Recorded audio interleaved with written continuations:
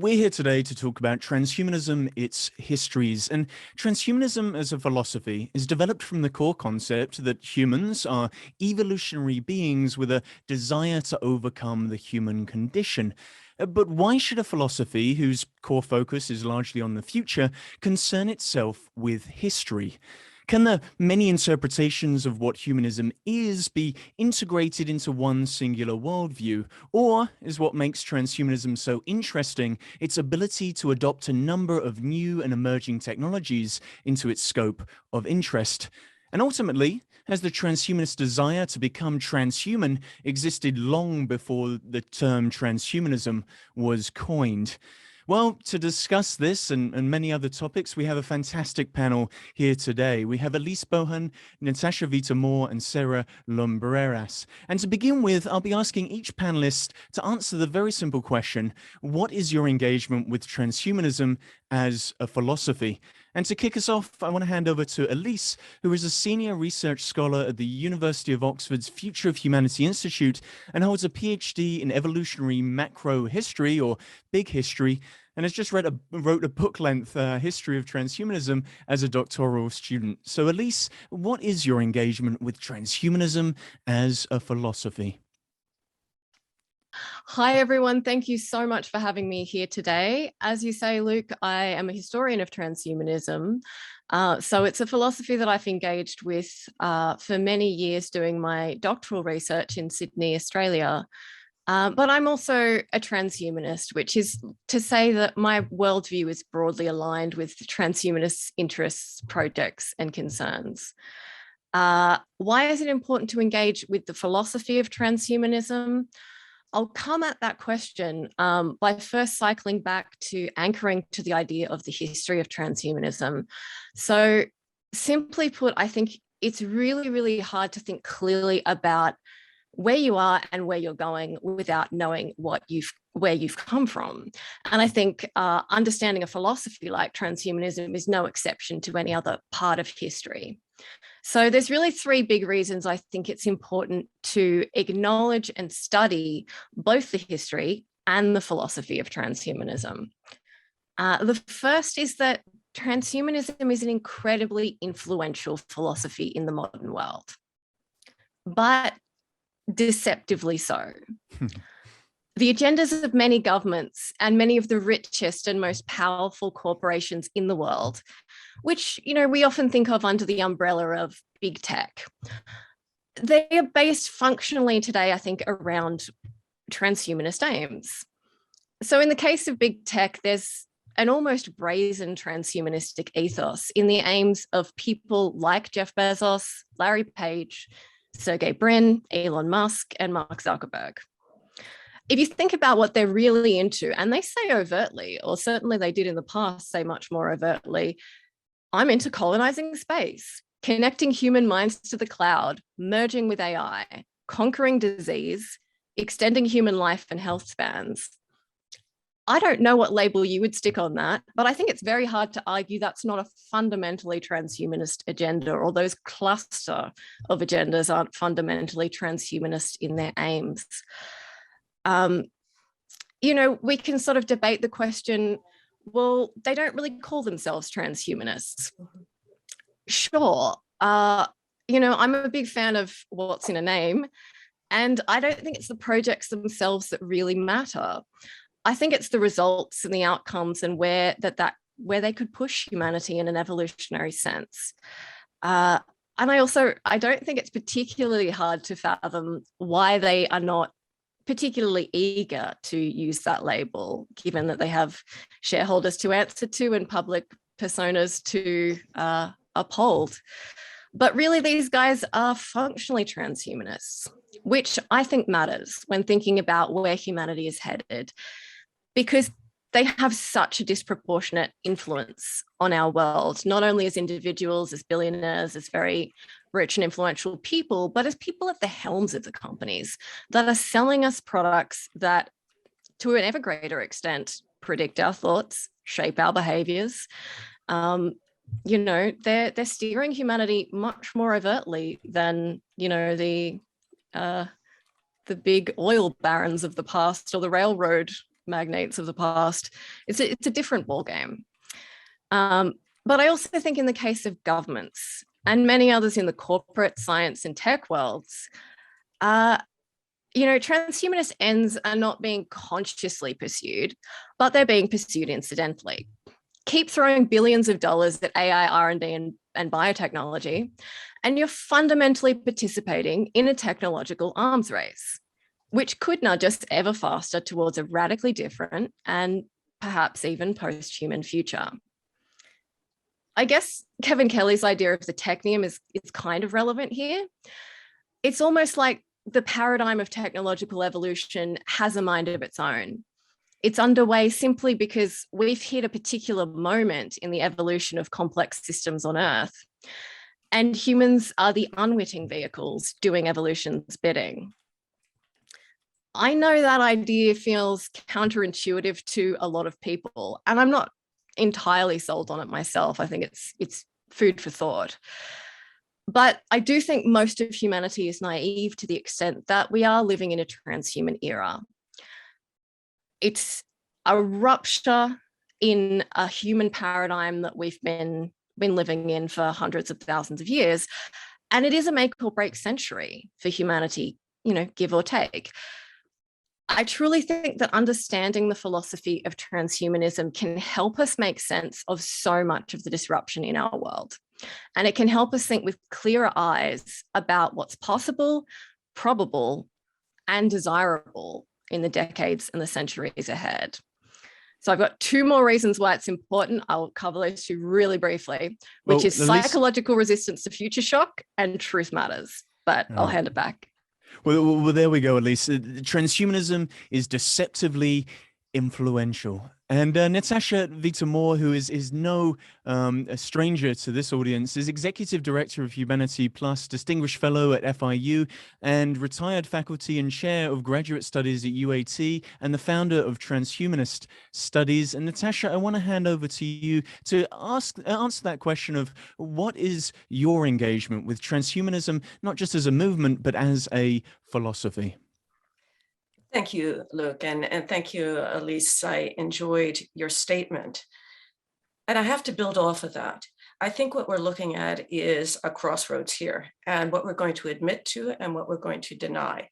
And I want to build off of a few points that Elise said, that if we're going to be out there in idea only and not in name, we need to face that. For example, if the leading technologists and entrepreneurs in the world who are creating space exploration and new types of virtual worlds and new economies and new levels of communications that are affecting both our physicality and our psychology, we need to ask why and take a look at the ethical basis of what they're doing.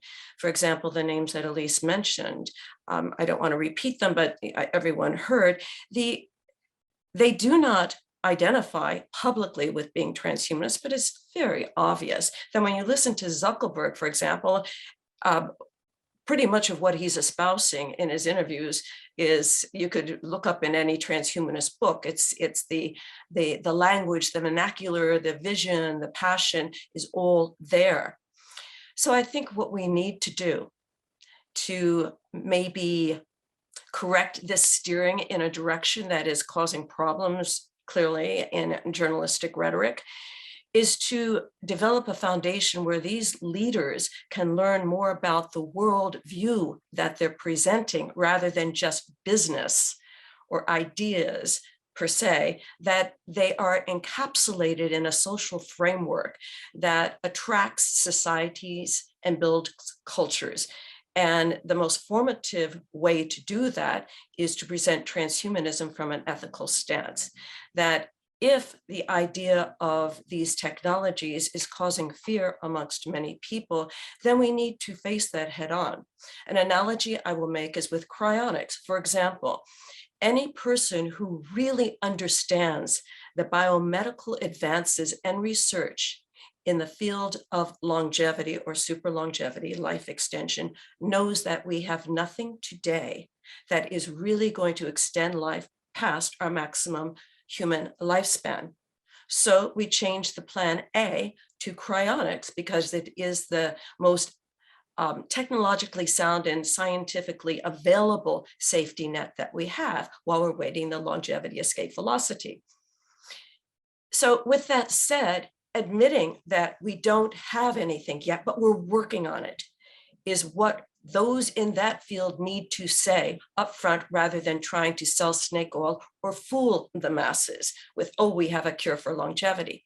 Likewise, in looking at the philosophy of transhumanism, we need to step up to the plate and recognize the history of transhumanism as divergent and as inclusive as it is across disciplines, to show the common threads, that it does stem from science, not scientism, but from the hardcore looking at possibilities and research, that it stems from looking at ways to improve the human condition, that it stems from humanism, for example, that it doesn't reject religions, for example, that it wants to see beyond polarized politics. There is no one political view within transhumanism, because if we practice and are aware of the core of transhumanism, it is all about improving the human condition. And that's what these many entrepreneurs that Elise mentioned are doing. How to get them to align with transhumanism is the issue that we're facing. But I don't think we should shove it down anyone's throat, and I don't think we should force anyone to say they're transhumanist. I think we need to help make transhumanism more welcoming, more evolved, to accept and expand while not losing the core tenets of the philosophy. And I think that's all I'm going to say at this point. And I'll close here with, no matter what one's ideology is or political position, social stance or scope of beliefs in their moral compass, the idea of transhumanism is a philosophy that truly ought to be valued today more than ever, to be respected and regarded. And I applaud those who stand up and say, yes, I'm a transhumanist. I care about humanity and I care about the ecology, because in order to be a transhumanist, you need to be healthy and educated and aware and compassionate and kind and all those wonderful things about being more humane. And to do that, there must be a respect for the synergistic element of all aspects of life, not only on our planet, but in the universe. And this, and I think Carl Sagan would applaud and recognize that the transhumanists look at Carl Sagan as someone who really considered that synergistic element. And I hope we take it forward as we expand across the universe. Thank you. Now, Sara, we're going to turn to you. I'm going to ask you to unmute yourself, and we're going to turn to you and ask you the same question. And Sara Lumbreras is an engineer and a philosopher of technology, largely specializing in artificial intelligence. But I know that you have your own engagement with this idea of transhumanism as a philosophy. Yeah, certainly. So I think that transhumanism is probably the most interesting idea around philosophy of technology today. And I would say that it is key because of several reasons. As Elise was saying, I totally concur. Is a very influential idea, and even if it's just because of that, everyone should be interested in knowing about it. But there is more. I think that the main thing here is that transhumanism is key to understand the possibilities that are open for us right now as a society and as humanity. And coming back to history, the main idea of transhumanism is this ambition that is totally natural, the ambition of surviving, the ambition of being healthy. What is more natural than that? And this idea has existed since humanity. The Greeks were calling that the hybrid, right?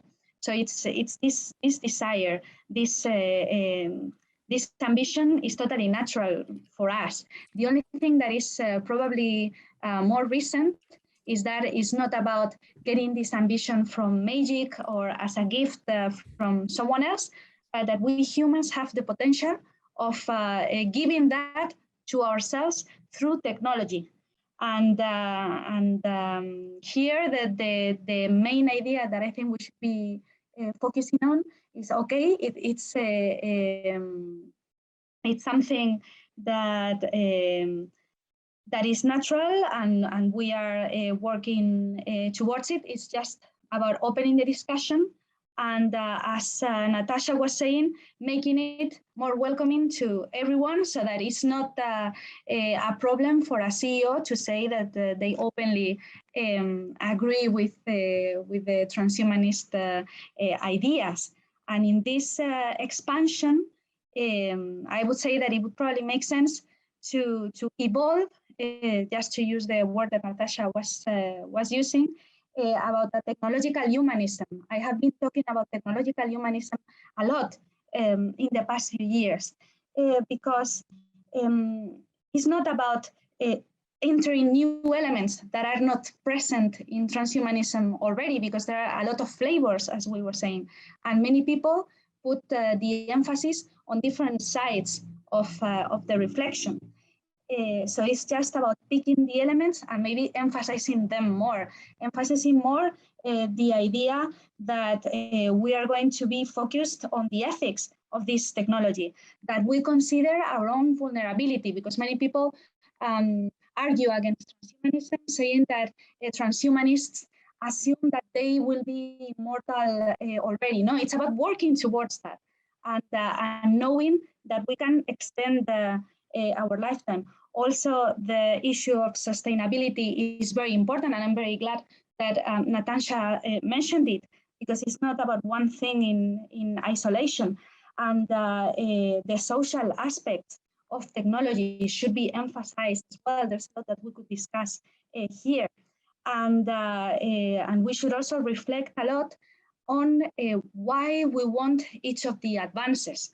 And we want them to be more human, because it's about being more of what we already have. And we can only do that if we are very clear about what our objectives are. So it's about searching for meaning, and with our values in mind, to decide what it is that we want to do. And if we decide as a society what we want to do, then we need to put them in so that technology takes us there. And I think one of the main elements of transhumanism is to explain that that with technology, we can go to places where we had never imagined. And it's not about getting it right the first time. It's not about being able to do everything, but it's about knowing that the possibilities are very, very wide. And we should use them, because in the same way that we build each of us as individuals, we build humanity as a whole. So as I was saying, reasons for transhumanism to be interesting, on top of it being influential, it illuminates the possibilities where we want to go. And the third reason would be that we are really in need of ideas to guide our societies, and transhumanism can provide some of them.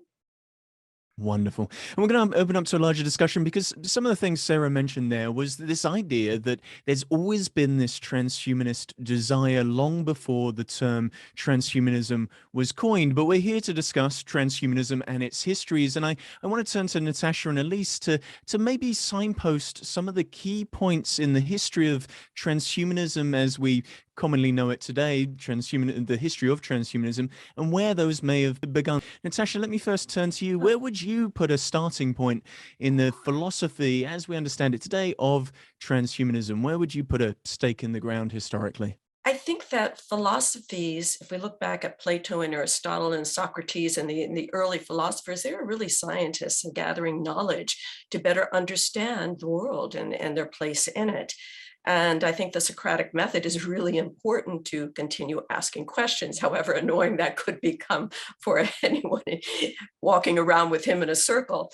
But it is circular in a way, because every tale within the circle of a system interprets the history quite differently, with a little bit of sameness, but a little bit of flavor that is divergent.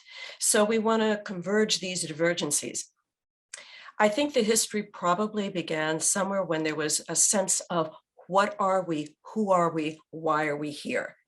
And you could go back to the Taoists and the earliest thinkers. But in looking explicitly and implicitly at transhumanism as a philosophy, I'd have to go to the poets, to Alighieri Dante, who questioned the psychology of humans in overcoming the odds of hell and getting into identifying with our shadow or our negative side, or the fears that we have to getting to a place of peace of mind.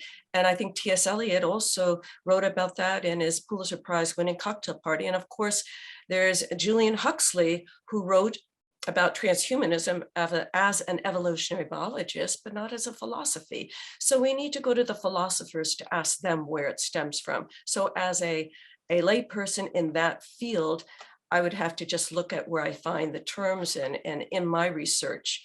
But I think that humanism is really important, and in fact, maybe even more so important than the Enlightenment. Whose history is correct? Can history be objective? I don't know, because it depends on who's authoring the history. And so I even question my own memory about the very beginnings of the movement, because I was there. But what did I see? What did I align with? Was my interpretation correct? So with that said, I'll pass it on to Elise. Philosophy as we understand it today, which is largely based in, I guess, the mid-80s, early 90s understanding that most people who, when they first engage with transhumanism, come into with that kind of idea. And Elise, I know you've worked extensively on that period of history and how it's come to formulate our understanding and the movement's understanding of what transhumanism is. So as Natasha said, I'm going to turn to you for your expertise on how you think the history has formulated itself. Thanks, Luke. I think there's so much there in what Natasha has said that is incredibly valuable. I'm just going to briefly pick up on, who's doing the history, whose history is. There are very few histories of transhumanism and even fewer sort of, longer, heftier tomes there. And what I realized sort of when I wrote my doctoral thesis was that most of the historical information about transhumanism that was in either popular books or academic literature came through people who were actually, like Natasha, part of those early movements, part of the extropian movement, part of the sort of transhuman arts movements in the 80s, and then people who went on to be part of World Transhumanist Association or Humanity Plus. And so exactly as Natasha is saying, that do I recall correctly? Are my scribblings from that time accurate? And that was a real challenge for me. Obviously, I have to use the primary source material that exists. I have to take you at face value if you say this happened to me, or, I believed this at the time. And there's value to recording all of those sources, including, the extropian chat logs, which are floating about on Wayback Machine and elsewhere. I think they're incredibly fascinating sources to go back and deep dive into. In no small part because of the remarkable prescience of, I think, some of the people involved in those movements and their dogged fascination with something that at the time was not cool. Like, I think now in the world of Elon Musk, there, every nerdy and non-nerdy young male that I know is just God Elon, and Bitcoin and NFTs and, the whole thing. It's like, it's associated now with status because it's associated with wealth and social influence. And it was not in the early days of the internet. It was like, you were an unusual person if you were gravitating to these kinds of ideas. That's a sidebar, could go on about it. But yeah, in terms of the prehistory stuff, I think that's the murkiest area where you hear claims like we have always been cyborgs. And I think the disagreements around that are very semantic. It's like, obviously we have, but where you drawing the line for how to attribute cyborgism as a meaningful modern term. So yes, there's always been a transcendental or transcendent urge within the human species. And I think Bostrom put it well when he sort of says that, there's some members of the human species, at least, that have always pushed the envelope and sought for more. And that overall drags the species along with it. And I think that's kind of a good way of framing it, rather than saying every human being actually really just wants to overcome their humanity. But then if you look at, spiritual and religious impulses in the species, obviously there is something there where we are deeply attracted to something greater than ourselves and use that to make meaning in an adaptive way. I think there's an incredible adaptive value to religion and to any way of making meaning and creating tribal cohesion. But then we get into the kind of modern issue of periodization, which cycles back to what Natasha's talking about with the difficulty of historicization. And what I actually did with my own research, I deferred a lot to both Max and Natasha in their periodization, because I think both have been so heavily involved in the movements themselves, but also heavily involved, particularly Max, in academia and academic philosophy. And so I know there's a debate with Stefan Lorenz-Sogner over, did Julian Huxley coin transhumanism, and was he the first transhumanist? And I am 100% in Max and Natasha's camp. I don't think so. No. Yeah. And I think the way you and Max argue for that is incredibly logical and lucid. And, so from the point of view of a historian, I've got a chronology, a periodization there that I don't think I can better with any sources I've come across. So I defer to what's there. There's always going to be debate. And I think that does speak to the issue of periodization in history. There is no objective place where you draw the line. And even where you carve up prehistory and modern transhumanism, I was on the edge with, extropianism 1990, Max Moore, versus 88 with, I think, Natasha and some of the stuff you were doing right before that. And you have to, obviously, we all know this, you have to just slice it and dice it somehow and somewhere and publish that and leave people to hash it out if they feel they need to. But I think it's less important to say these are the exact periodizations, and it's much more important to just know basically, factually, what happened.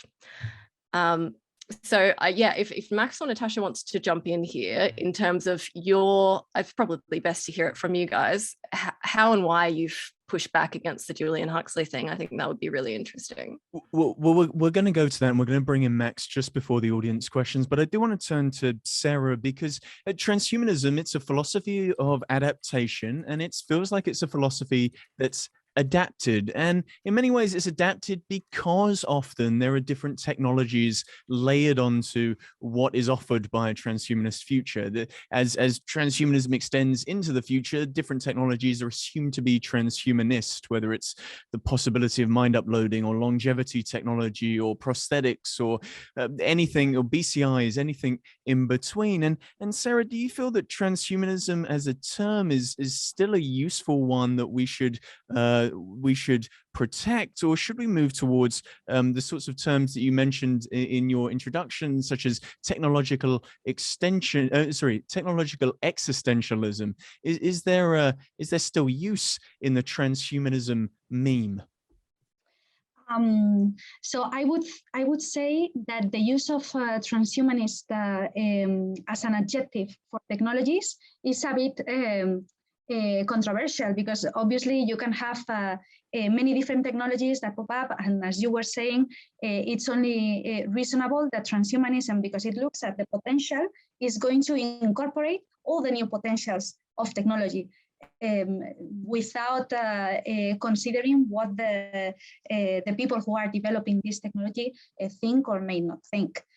So in that sense, I think that when we talk about transhumanist technologies, we should be a little bit careful. However, I do think that the term transhumanism is still, of course, valuable.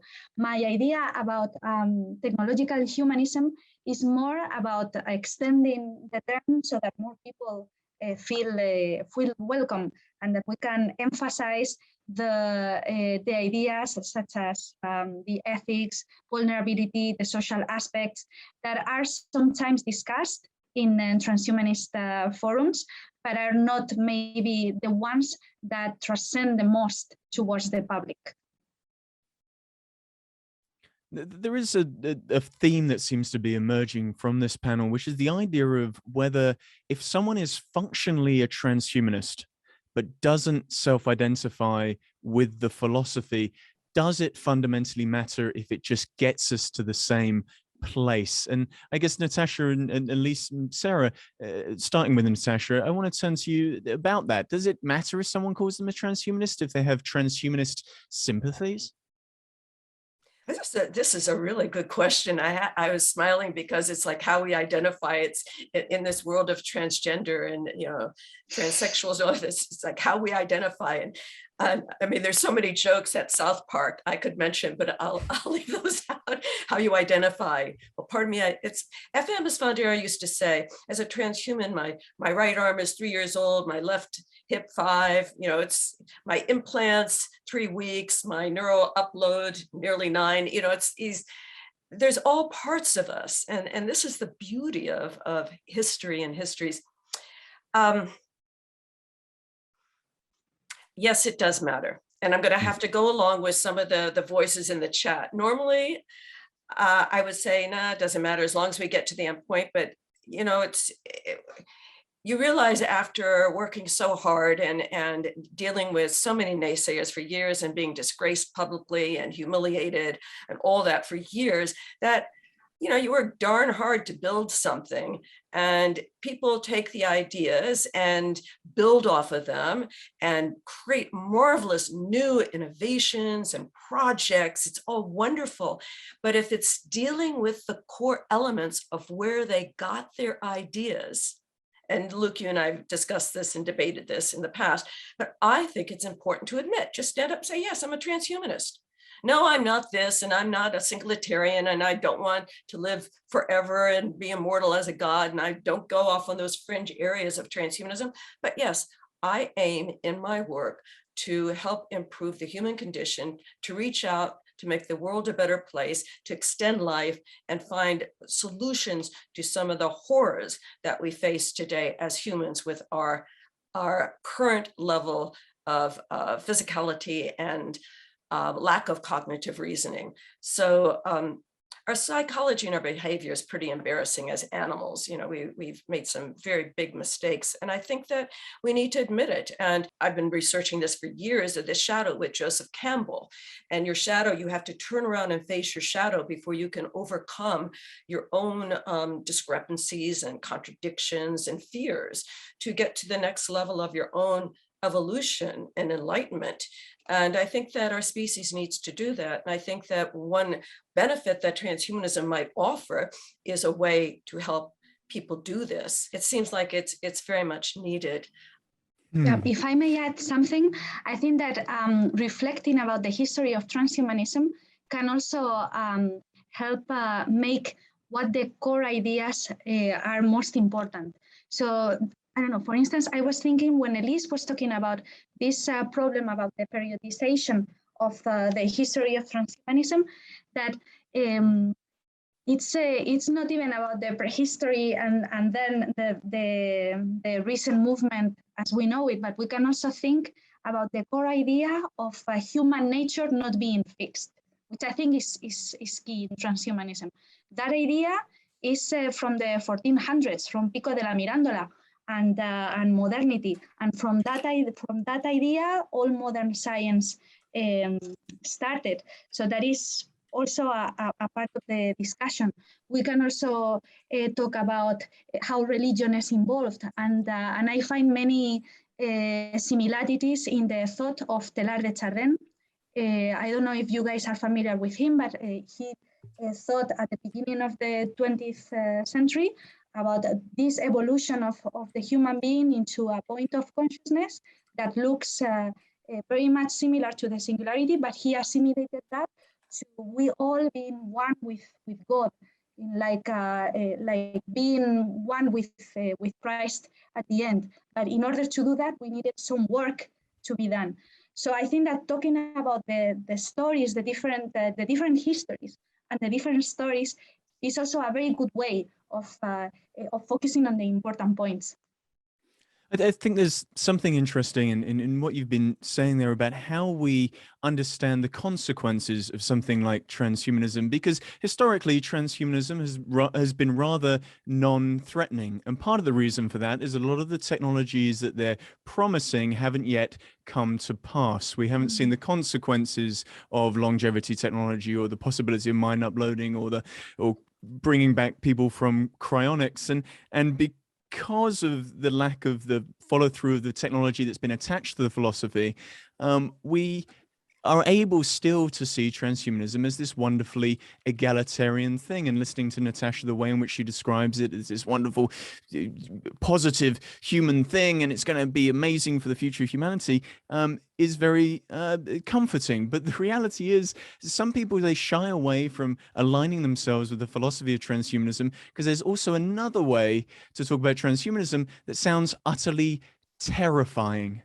And yet they're saying the same things, but with slightly different comportment. And Elise, I want to turn to you to answer perhaps why some people do find transhumanism terrifying, the co-option of how, I guess, I struggle to say the word journalist, but individuals like Steve Bannon have reframed the transhumanist meme as something that is less about freedom, or morphological freedom, and more about control. I think the context of the world that we live in today, circa 2022, versus the context of a world circa 2010-ish, when we were at sort of like peak technological meliorism, everyone was just so excited about where things were going. We just had new and better tech. The internet was great. You know, we were sort of creeping towards, I don't think Pinker had published Better Angels yet, but, you know, creeping towards the pinnacle of just celebrating humanity in that way. And I think just a lot of the short-term events, the short, sharp shocks of late, of which there have obviously been many, have brought people back into their shells a little bit more. Although what you're talking about with the fear of transhumanism, it's not entirely novel. I would push back against the claim you made that historically transhumanism has been rather non-threatening. I think as a historian of transhumanism, that is not true. And there's a period, the bioethics sort of debates period of the early 2000s during the stem cell research, Human Genome Project era, where that was very much at the forefront of public consciousness.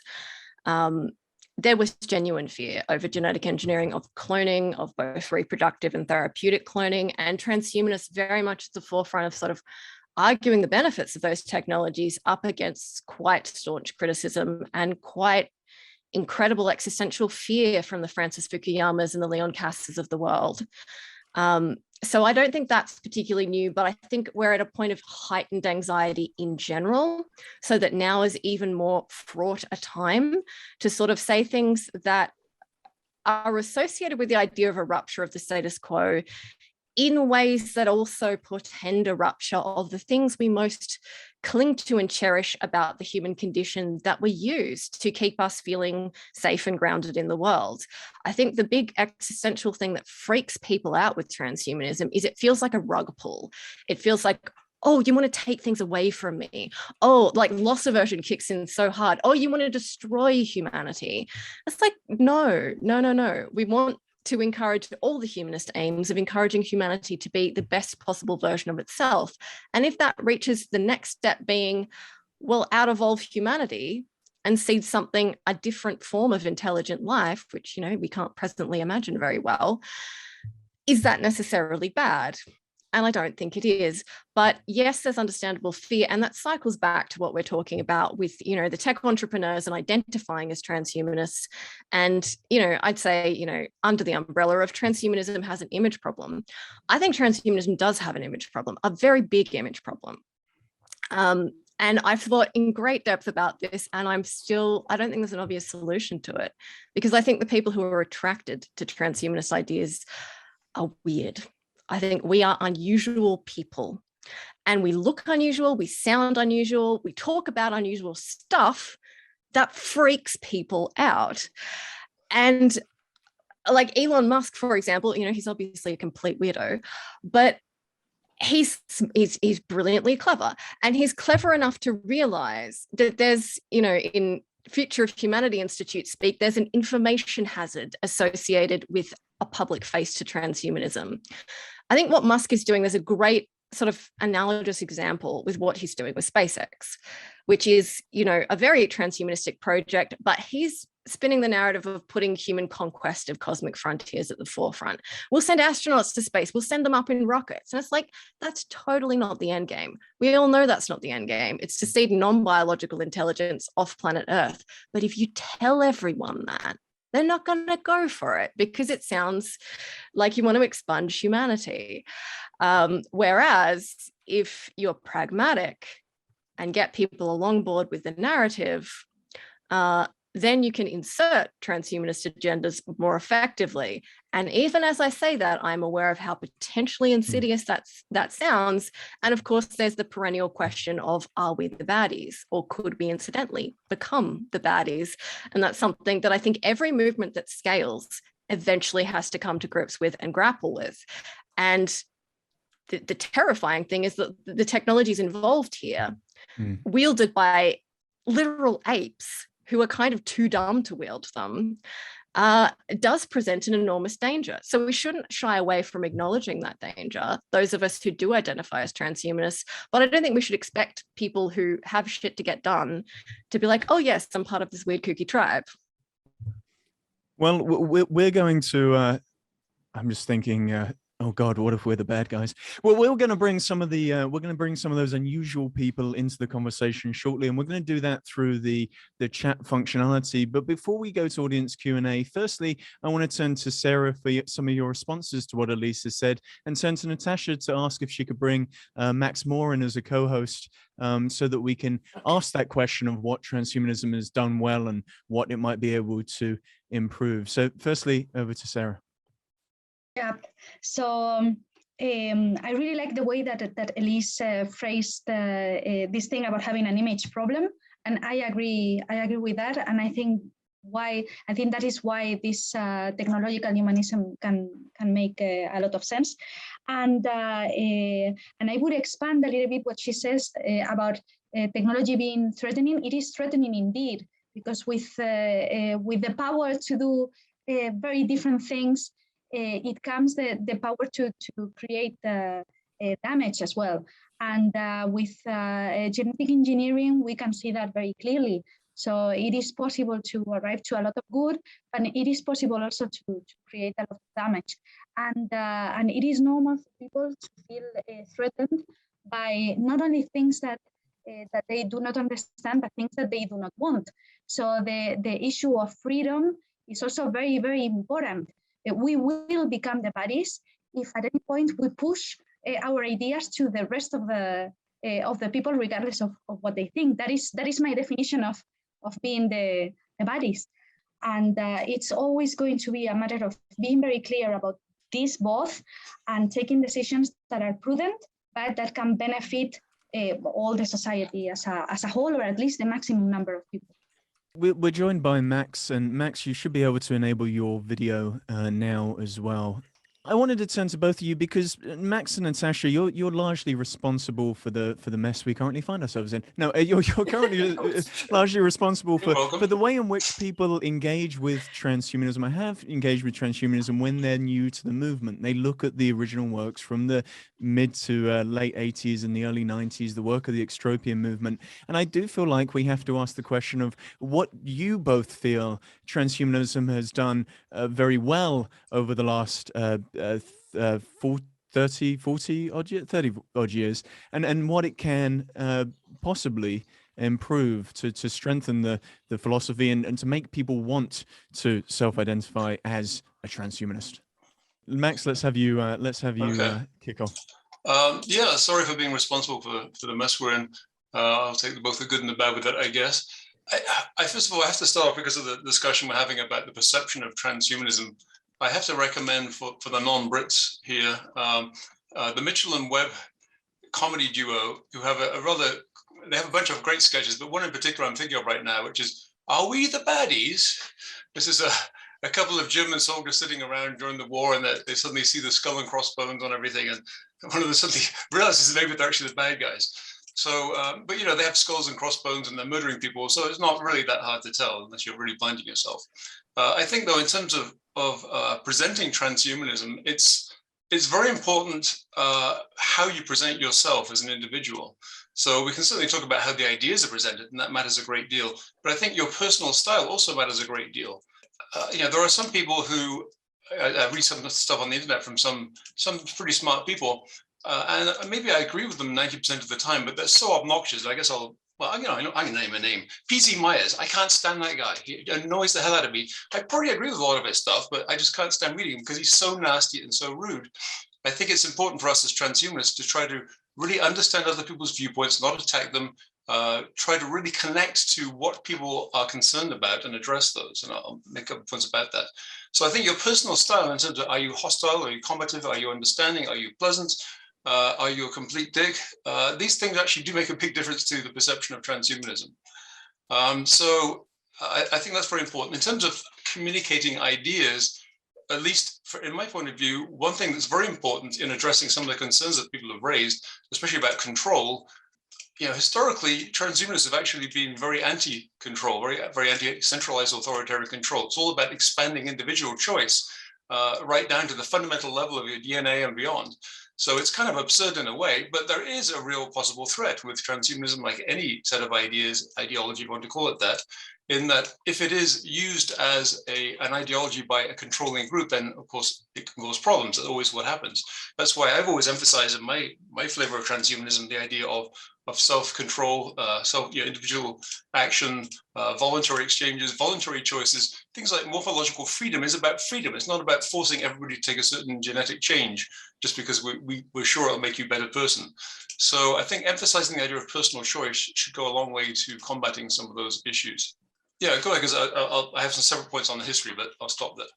And Natasha, the way you broke down the history from Dante to Huxley to the work of the manifestos that were written around the late 80s, early 90s, you can almost understand them as a progression of transhumanism from being focused on the psychology of the human being, so the evolution of the human being, to the possibility that human beings can have certain forms of freedom over both of those things. And my question is, what do you think the transhumanist philosophy will evolve or adapt into? Might it be less about freedom and more about a differentiated way of being human in the 21st and 22nd century? I think the second suggestion, I think that there'll be far more diversity and acceptance and expansion and adaptation to all sorts of new realities, new environments, new opportunities. And unfortunately, I think there'll always probably be those who are afraid of change. Maybe not, but it seems to be one of the Achilles heel of being a human, that change is a bad thing and it's feared. You know, it's interesting. I came to transhuman and transhumanist thinking separate than Max. And so we met and we shared ideas, but I never associated with the early extropians, although I love the philosophy, the transhumanist philosophy of extropy. I think it is one of the clearest, precise, meaningful, action-oriented practices that one could have of extropy. It's probably the only real practice within transhumanism that is based on the tenets of the philosophy. So I love that. But as far as cliques and groups, I've never been a part of any one group, whether it's a social group like some of the Silicon Valley extropians that Ed Regis wrote about in his narrow interpretation. I was from, something very, very different with the transhuman and the world of culture, and I wanted to write a manifesto. So the good news is that transhumanism is diverse, and that those of us who rolled up our sleeves and got in the trenches, the good is that we were diverse to start out, and the bad was that it became a schism between political views that we, reinvented World Transhumanist Association to Humanity Plus to try to ameliorate. Before we get to that, I want to turn back to Elise and Sara to pick up on something you've said there, Natasha. To play devil's advocate, is the success of a philosophy demonstrated by its ability to be turned either into a movement or to find its way into politics. And I guess, Sarah, I want to turn to you with that question. Do you think the fact that the transhumanist philosophy has found its, as Elise called them, unusual people, is that a demonstration of the fact that the philosophy has a mimetic, useful, important, and powerful? Well, I think that any interesting idea that is new would attract weird people at first. So I wouldn't think that this is only something that happens with transhumanism. Something that is interesting and new, it won't be mainstream immediately for sure, and it would only be like curious people with different interests that will be attracted to it at the beginning.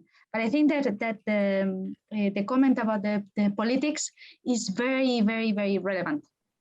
And it is a pity that with many ideas they become politicized, and that's when there are fights that shouldn't be happening, because the core idea of transhumanism is to improve the human condition, and improving the human condition does not have any political sign. However, when we put it into a political framework, that is when many problems can arrive. And many people are scared, for instance, of transhumanism being a different stage in capitalism, where some companies have power, not only in economic sense, but in a biological sense, and then there's going to be a far more damaging control of the population than in any other scenario possible. For instance, I would say that is the main fear, but there are others, right? So I would say that it is very very important to tackle this, and to be more welcoming, and also to talk a little bit more about the societal implications of transhumanism. As I was saying earlier, I think that traditionally one of the focuses of the transhumanism has been on the individual, right? And Natasha has been talking since the beginning about how to build oneself. This is the idea that I would like to expand a little bit and talk about existential, technological existentialism. So we use technology to be able to build ourselves in a deeper way than the existential thinkers envisioned when they were talking about the human condition. However, these decisions are not only at the level of the individual, because when we talk about developing technologies, of course, so much resources are needed. So this needs to be done either by very powerful companies that, as we were discussing earlier, share in a big part these ideas, or they can be developed by institutions. And I think that the role that institutions play in the development of technology should be emphasized a lot more, so that we can make sure that that there is this balance, that not everything is left in the hands of private companies, and that the decisions about what technologies to explore are not only left to the market, but are also participated in a social discussion. Elise, it sounds like this comes back to your idea of people being of transhumanism, being deceptively influential, and individuals running large organizations that may have transhumanist sympathies being functionally transhumanists without aligning necessarily and openly with the philosophy. So I'd love to hear your response to what Sarah just said there. It's a tricky one. So in terms of, institutional, institutions being part of the conversation and ensuring that it's not entirely up to private companies to do this, I think it sort of ties back into some of the questions that the audience is sort of pinging on, which is, the idea of, should we just kick back? Is this something that's going to just happen through a technological determinist angle? Or is it something that we need to be actively involved in, and does, then transhumanism have a role to play? And yeah, I mean, obviously Sarah is right that there does need to be some level of broad social conversation about this. But I think that's become sort of an in vogue perspective in humanities academia in particular, of this humanizing technology sort of shtick. And it's like, fundamentally, yes, there's something in there that makes a lot of sense. We want to ensure that technology is well adapted for human existence and, even whatever humanity goes on to become. We do need to be thinking about particularly existential risks involved with developing advanced technologies, but also, present harms. So, by unleashing technologies that are novel into a human environment with ape brains walking around, what potential unintended bad consequences might we be unleashing? And I think you can potentially get a negative consequence from a positive technology, as Sarah is sort of alluding to, with not involving people in the conversation, because it can create unnecessary backlash.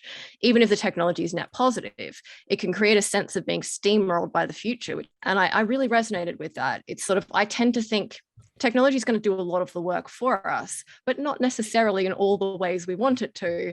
And the role of humans is to be a kind of guardian of how best can we understand and mitigate risk, and ensure that technology is distributed as effectively as possible for the greatest net benefits to humanity at large. Having said that, I think there is a naivety in some of the just comforting idea of humanizing technology, and make this a broad social discussion. It's an unpopular thing to say, but I think there is a limit to which some human beings can grapple with some of these ideas. And the idea that everybody participating in a conversation about what we do with advanced AI or superintelligence or advanced biotechnologies, realistically, most of the gut instincts of most people, no matter how good your storytelling is, no matter how empathic, no matter how humanized that conversation becomes, it's just not going to scan, or rather it's not going to land in a way where the big picture consequences can be comprehended. Yeah, I'll leave it there. Well, Elise, that brings me to one of our audience questions. If the world could reach a transhumanist superabundance without an explicit transhumanist movement existing, should transhumanists just close down, I assume, our organizations? I mean, I think he refers to the advocacy organizations such as Humanity Plus, roll up our sleeves and just build the technology the world is waiting for. Because it does feel like underlying a lot of transhumanist philosophy is this idea of the inevitability of the technology that's associated with transhumanism coming to pass, irregardless of what organizations or individuals do. So I guess that question is to Max and Natasha.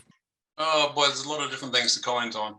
Well, Max, in many ways, you put down the philosophy hat and you picked up the CEO hat, and you became the CEO of one of the largest cryonics institutes in the definitely in the US, possibly the world, and I think that's an example of where transhumanism has gone from philosophy to action on the ground. Yeah, that's very true. I've seen some people sometimes on email saying, transhumanism is not getting anywhere. And completely ignoring the points that some panelists here have made, that you see transhumanism all the time now in the media. It's everywhere. You see, not really in the government very much, but among companies certainly we're seeing a lot of transhumanist technologies kind of statements, or at least semi-transhumanist statements. I mean, obviously, I always grind my teeth at Elon Musk because he wants to die on Mars. He's getting partly there, but he's not quite all the way yet.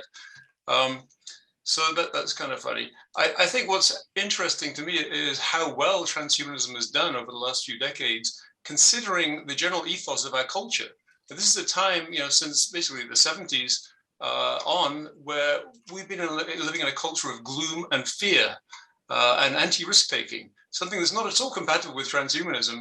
And yet it's done quite well. It's been spreading. So there is a certain iron inevitability to it, I guess, in a sense. But I'm very much opposed to the view that technological progress is absolutely just going to happen. It's inevitable. I think that's, I've written about this quite a few times. That's a part of some versions of humanist thinking that I think is just incorrect. You can see throughout history, things can go badly wrong. They can go backwards pretty badly. And even if it doesn't stop completely, even if you argue, well, you know, there's a whole world where people can make improvements. If you can't do it in this country, you can do it in this country. Well, that's getting less and less true as international agreements are being set out. And this is why I hate the idea of world government, by the way, because you can't escape until you get off the planet. So like in Europe, we'll have whole agreements with all of Europe, then the USA, makes a treaty with Europe, and suddenly it starts spreading, and you can't do a lot of these things without taking a lot of personal chances. And even if you can do it, it might take you a heck of a lot longer. You know, like one of the little problems we have in this country and many other countries is the FDA. You may have an idea for a great new treatment, maybe a life extension therapy you want to put into clinical trials, but it's not recognized, aging is not recognized as a disease, sorry, we're not going to support this as a clinical trial. That can slow things down, and even if we slow things down by 10 years or 20 years, that's going to kill a lot of us. So I'm not really, you know, I think we can't just sit back and say, oh, it's inevitable, let's just relax. So just a couple of other quick comments without going to the history stuff. I'll leave that aside still. But on the issue of politics, this is actually, I think, quite a tricky and complex issue. I don't actually entirely agree with Natasha on this. I don't think you can avoid politics, frankly. You can avoid partisanship, and I'm all in favor of avoiding partisanship and this kind of hostility towards the other side and demonizing the other side. That's just an appalling trend that we've seen gotten worse recently, and hopefully we'll come out the other side of it before long, because you stop listening to people. But you can't avoid politics because a lot of transhumanist issues necessarily involve politics. The right to your own body, the right to make choices about the composition of your body and your brain, and who makes those decisions. Those are actually our political decisions. I think, as the Marxists used to say, that personal is the political. Well, that can be true in some cases. The other point I like to make is, and this is kind of where politics kind of blurs into general culture, coming back to this point that our culture really right now is very much focused on fear and risk. And there's a complex, that should be a whole discussion in itself as to why that's happening and why the media has gotten worse than ever in kind of focusing on risks and dangers, especially in the US, more than other countries, I think. So I'm actually a little bit concerned about this whole idea that transhumanists should focus a lot on existential risks, because everybody else is already doing this all the time. So yeah, we probably do need to get in there to be a little more smart about it. But I'm a little worried about over-focusing on existential risks, because that's already been taken care of pretty well. We need to be talking about the solutions. And also because the problem with the precautionary principles I've written about is trying to avoid risk can itself be risky, because you're basically shutting down people solving problems, and that has effects, costs of its own. So we're very careful about how we think about reducing risk, because it doesn't necessarily reduce risk overall. So I guess that I'll kind of stop there. I didn't get to any of the history stuff. It's kind of funny because talking of Dante and Huxley, I had them here in my study with the names of our dogs, of course, that we named after those historical figures. But if we come back to the history, I'll have some more comments. But I mostly want to talk about the culture of risk and the tricky part of politics, and how it's amazing that these ideas have spread as far as they have at this point. Well, on that point, I want to turn back to Sara to talk about how perhaps transhumanism is really about a philosophy of how we approach risk. As Max is saying there, transhumanism has been lumped together with the idea of existential risks, the sorts of things that we should avoid. But should transhumanism really be refashioned to be about the risks that are worth taking? And if so, what sort of new forms of meaning, Sara, would they provide to us? I would totally agree with that. Because it's about the potentials, and it's about discerning what is meaningful to pursue and what is not. And probably that approach would gain some of these people who are scared of the potential threats, because sometimes we are just focusing on what the negatives can be, but we forget about what is going to happen if we don't pursue the new technologies. And yes, certainly that can be a good approach without over focusing on. So I would be careful as well without losing one of the key aspects of transhumanism, which is the optimistic look into the possibilities. So I think that this would be like looking at the possibilities and seeing what possibilities are so good that we cannot let them escape. Well, Elise, I want to turn to you and try and reform one of our audience questions, which is asking really about techno euphoria, and ask you the question of optimism versus pessimism, because does transhumanism does it just jump into a standing wave of techno optimism at certain points in history, or does the philosophy have the ability to generate the tsunami of excitement about certain technologies? Has transhumanism appeared at the right place in the right time historically? And are those times moments of great optimism, or are those times of great pessimism? Because I know you've written about how many people come to the idea of the transhumanism philosophy because they are not necessarily optimistic, but sometimes pessimistic about what the future may hold. And transhumanism offers this possibility of transcending a either perplexing or disappointing present. I don't think there's a neatly packageable answer to that. It's tempting to sort of say, oh, yes, I can pick it's the optimist time or the pessimist time. Generally speaking, I think the 1990s in Western developed countries was a very optimistic time. Can we infer anything particularly meaningful from that as a longer historical pattern? I don't think so. But I think your question does sort of winnow into a more interesting question about the psychology of who gravitates towards transhumanism and why. And I suppose the idea of whether or not it is a utopian ideology or to what extent. And I think, some proponents certainly come across as utopians. I don't think the average transhumanist or the average sort of well-known leading transhumanist figure self-identifies as utopian. I think there is a fairly measured sense of the promise and the peril of advanced technologies, of human potential. There's a strong sense of there is enormous potential for Earth originating intelligent life, of what humanity can be. And because of that, it instills in the people who comprehend that potential a particularly stark fear of the loss, because that loss would be and is so enormous. It's almost a more expansive perspective on life than the sort of quite compressed human life cycle of, birth, procreation, death kind of thing, in that sort of within a century kind of span. We're thinking about the potential of intelligent life in the larger cosmic evolutionary sequence. And if you start to sort of think that way, then you have the stakes go up, basically. And so, yes, you have people, when they are speaking specifically about the promise, they tend to sound utopian because the promise, as you say, it sounds so wonderful. Natasha, you're talking about all these great things. It just sounds incredible. And it's like, well, yeah, because it could be. It really could be. And I think transhumanists, a lot would probably self-identify as rationalists. And I think a lot of people would want to pillory that as, yes, the rationalists have the most blind spots with their crazy zealous views.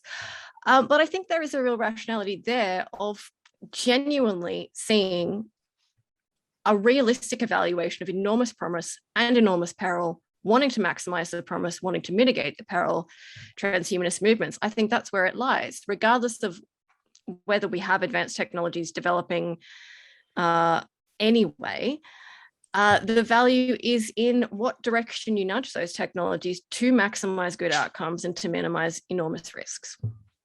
Then I guess the question is, what questions should we be asking ourselves when we realize that maybe we have transhumanist tendencies? And Max and Natasha, not to psychoanalyze, but I wonder what attracted you to the philosophy, to the movement, and how people should ask the question of whether they're joining the joining or being excited, I guess, about the transhumanist philosophy for the right reasons versus the potential wrong reasons.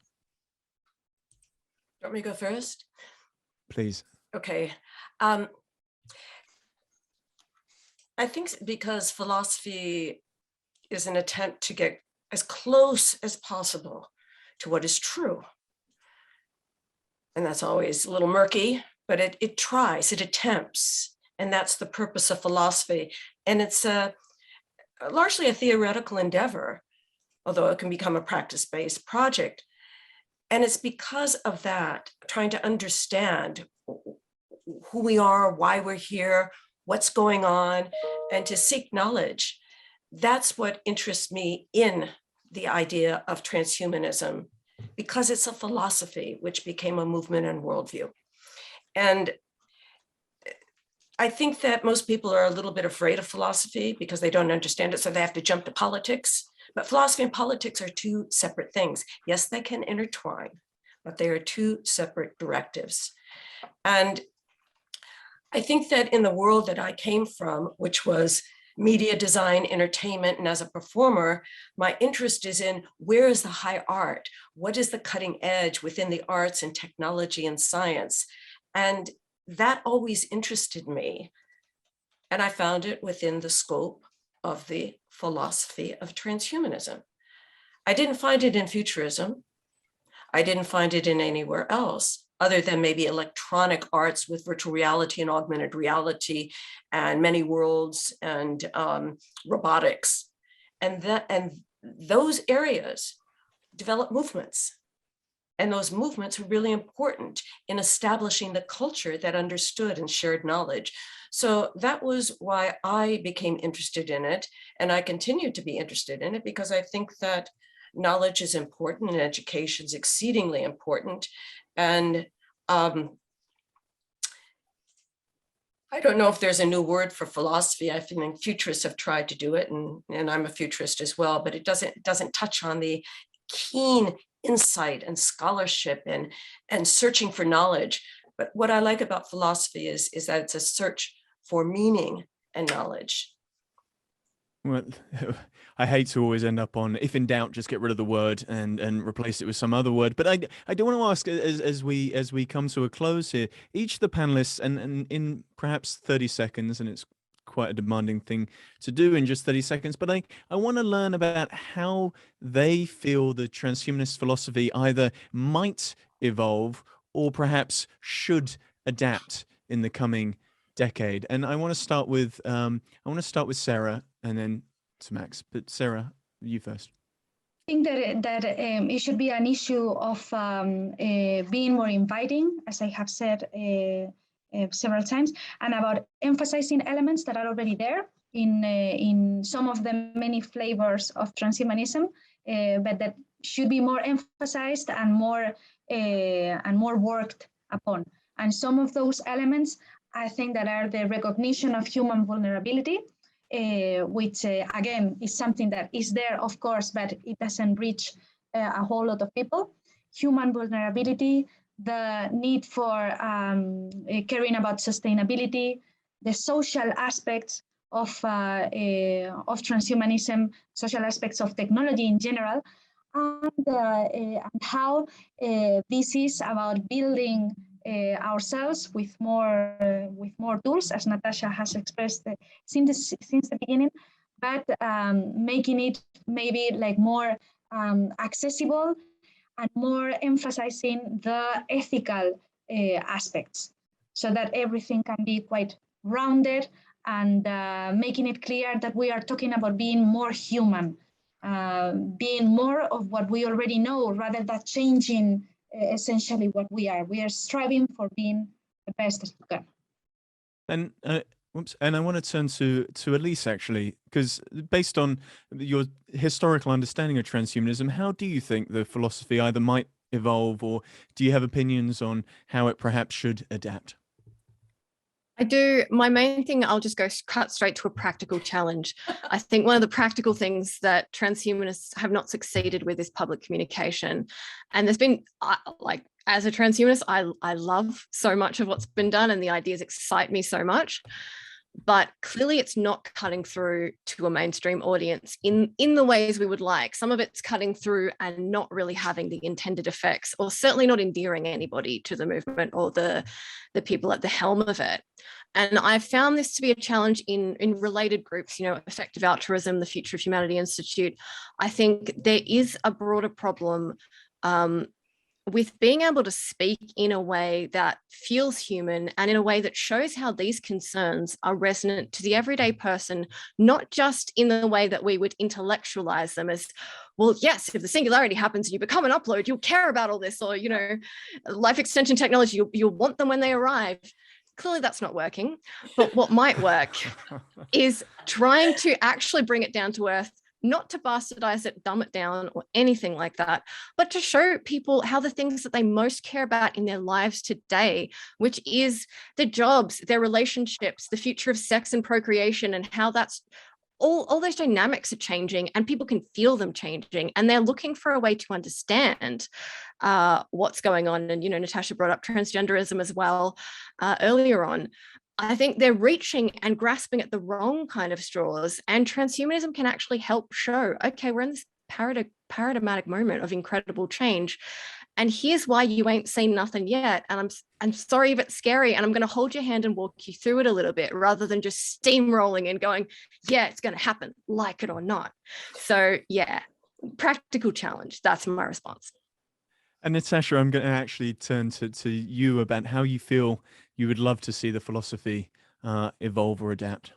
You know, I was just thinking, I was waiting for Max because we skipped over him. So I'm going to go very briefly so he can get his points in. It's interesting. We bought a chessboard and it's set up in our dining room, and Max and I don't play that many games. So he said, let's play chess. So I was watching some videos yesterday on YouTube on how to learn chess. Mind you, I've seen the Queen's Gambit, you know, and I used to play chess years ago, but it's been a while. So we watched one, a very astute thinker, very personable, easy, smart, lovely to watch. And then we went to another one. Max was getting ready to leave. And I said, no, let's just watch the second one. It was for children. Elise, this is going to go directly to what you were saying. We laughed. It was so funny. It showed the chessboard and it gave the chess characters, whether it was said, don't call the horse a horse, you know, call it the knight, you know, and it was like, it was so funny. Anyway, cutting to the chase, it's like chess. It's a game we're playing. We're on a board. Our board is life. This is the world. This is our universe. We have certain moves, and some of us can do certain moves. Others can do other moves. We need to know what our moves are, our best moves for who we are with our background, our information, our age group, our sex group, or, you know, understand it and do what we can. And I think if we had a chessboard of this to see what we're doing wrong and how we can do better moves, our strategies would be far, far better. I hope to see the worldview grow. I'd like to see more diversity, more political action committees, more social change, more friendly projects. And I'm working on a current project right now. It's very short, few second videos. There's going to be a whole stream of them that we're going to market the heck out of. So putting that message out there. And now with no further ado, I'm going to go to Max because I want to hear what he has to say about philosophy, Huxley, and what he wants to see happen in the future. Yeah, I was leaving Max. Luke.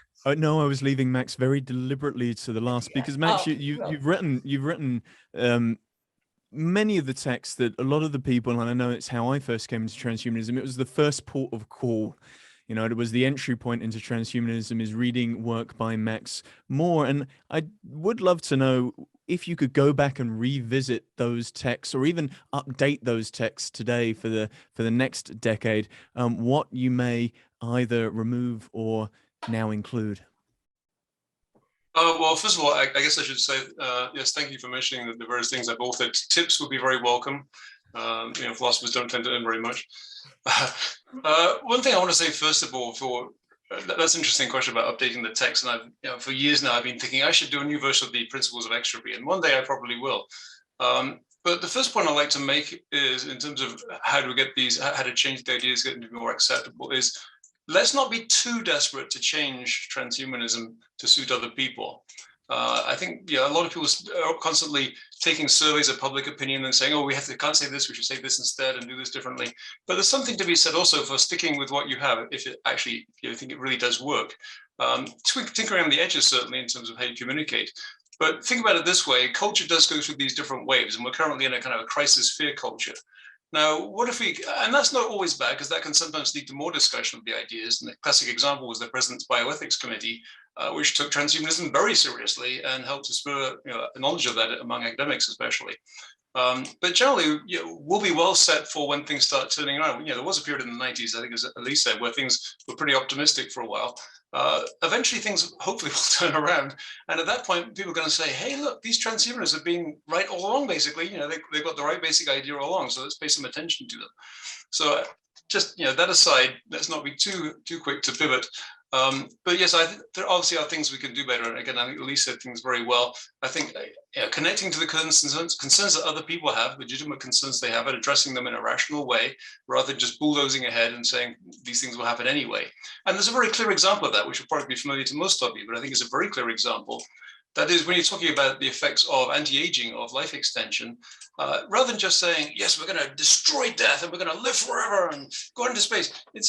That's okay, but also stress the fact that we live in a society of aging people with a worsening proportion of workers to retired people, and there's no easy way out of that. Life extension, extending healthy lifespan, would dramatically transform the whole economic situation and the projections in the future. It's a massive effect, and yet it's not discussed by government at all, really. There's a few people are discussing it, but not by government, or even one or two insurance companies beginning to. So that's kind of a very clear example. And one thing I guess I would like to see from transhumanist organizations is, instead of just publishing articles and doing conferences in this, I'd like to see more position papers on specific issues that are of major concern to people from an explicitly transhumanist perspective, and showing how our novel thinking, our combination of understanding the risks but having a very different perspective on them and the possibilities, I think that could grab people. So that's one thing I would like to do. I won't say more how I would rewrite things, because that's a whole big question, but I will one day. I promise I will write the principles again. But that's basically it. Let's not budge too quickly. Actually, I was just rewatching Captain America movie, and there's a line I love in there where it's the Civil War movie, I think, where everybody's telling Captain America to move. He's in the way of changing things the way he wants. And he says, he tells people, no, you need to plant your feet and say, no, you move. And I kind of like that. So you got to do a little bit of moving, but also you have to know where to stay where you are and hold your position. Well, there we have it. Max More has agreed to update the transhumanist philosophy. We don't know when yet. It might be when he comes back from Chronic, so he might be making a long time for that to happen. And it does feel like transhumanism is one of these philosophies whereby you have not seen it all yet. The best, perhaps, may be yet to come, and it's going to be great when it happens, or it could be utterly terrible. We're still yet to decide, but I do at this point want to thank our incredible panelists today, Sara, Elise, Natasha, and our guest panelist, Max More. So at home, just, I guess, clap your hands together. There we go. And on that note, I want to hand back to Natasha to deal with the formalities of closing out this call. Natasha. Thank you, Luke. Amazing moderation. You are a superstar. So thank you so much for being here and steering us. And I love your objectivity and some of your pointed questions and getting at some of the rough edges, which is always so beneficial to all of us. Elise, thank you. With your astute background in history, it's really impressive. And I truly enjoyed your contribution to the panel. And Sara, marvelous insights and steering us to the core of ethics and what transhumanism is and our humanity. So essential. And you as well are a scholar I admire very much. Max, thank you for joining in. And I know you have Dante and Huxley in there with you. I always appreciate what Max says, because he brings it down to this very core philosophical sensibility that is truly valued. Again, thank you.